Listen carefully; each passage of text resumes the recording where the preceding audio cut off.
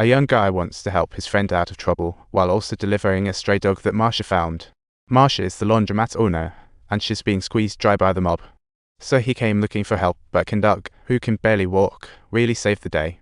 Turns out, his dog is his ultimate secret. With just a slight nod of the head, this Jack Russell Terrier grabs the phone in its mouth and dashes straight into the territory of the notorious gang leader, only to have its pants bitten off by a large dog. Regardless of whatever demands the mob boss puts forward, he is obligated to agree. There's no need for Doug to make an appearance at all. In this simple manner, the problem of the laundromat owner is resolved. Fast forward to now. Last night Doug got caught, and the cops arrived at his place to find it turned into body museum. Clearly, there was a wild fight last night, but what on earth happened? Once the doc finishes the investigation, he comes back to chat. The talk returns to Doug's childhood, recounting his escape from a dog cage after secretly helping a dog deliver puppies. Unfortunately, he was caught by his older brother turning it into a farcical chase, and Doug was left with nowhere to run. While assisting the dog with the birth, older brother caught him again, and it was like a corner dog jumps over the wall, leading to yet another complaint. He just clung to the fence and shouted amid barking dogs. Both men were rattled when suddenly the gun went off, and Doug's finger got blown off right there. He collapsed on the spot.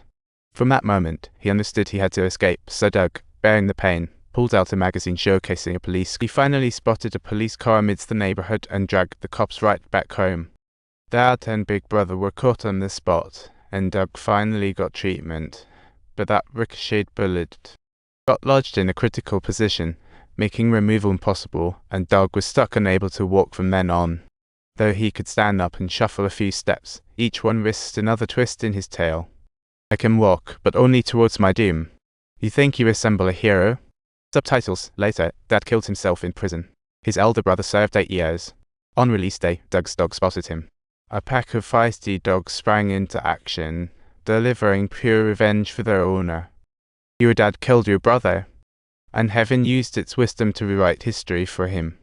Doug just confessed to a murder but couldn't care less, munching away while reminiscing about his childhood. After leaving hospital, he moved between several foster homes, with kids full of bruises, only hurting each other.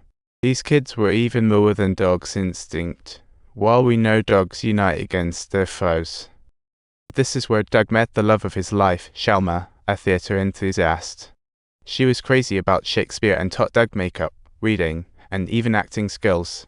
Through countless Shakespearean plays, Doug finally liberated himself as the harsh reality faded into a dream. Sadly, before he could confess his love, Shalma got scooped up by a theatre in suburban Boston. But Doug figured that was fine. Her talent shouldn't be wasted in this place anyway.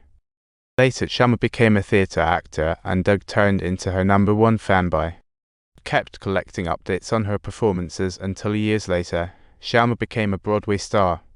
That day, Doug finally mustered the courage to see her perform, and in the throng of applauding fans, he wished he could stand up and cheer for her. His disabilities meant he could only sit in the corner. Luckily, he got the chance to meet Shalma backstage. She recognized Doug right away and was thrilled, eager to hear all about him. Doug had been to college and pulled out the collection of clippings he had gathered. Shalma was so touched she couldn't speak and leaned in to kiss him, but just then, a man interrupted.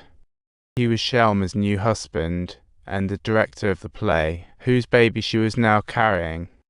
Faced with such an impressive man, Doug's pride shattered, and he could only force a smile while swallowing his humiliation. That night, Doug returned to the shelter for stray dogs he'd worked at for 5 years, thinking how hopelessly foolish he was to imagine a goddess might fall for a guy in a wheelchair. He could barely breathe as he desperately banged his own legs, forcing himself to stand up.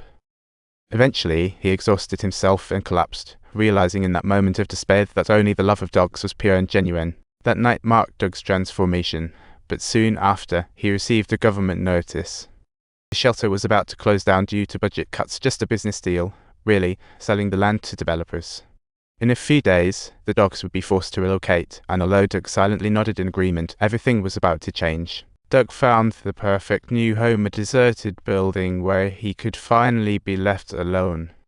But here's the hitch, he needed the job to support them, yet with Doug's circumstances, even the simplest job seemed out of reach.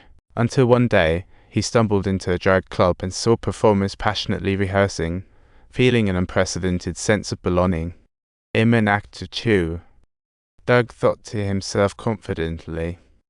Are you putting on a performance? I know all of Shakespeare. You've misunderstood. This is a theatrical performance. I get it. If you can do Shakespeare, you can do anything.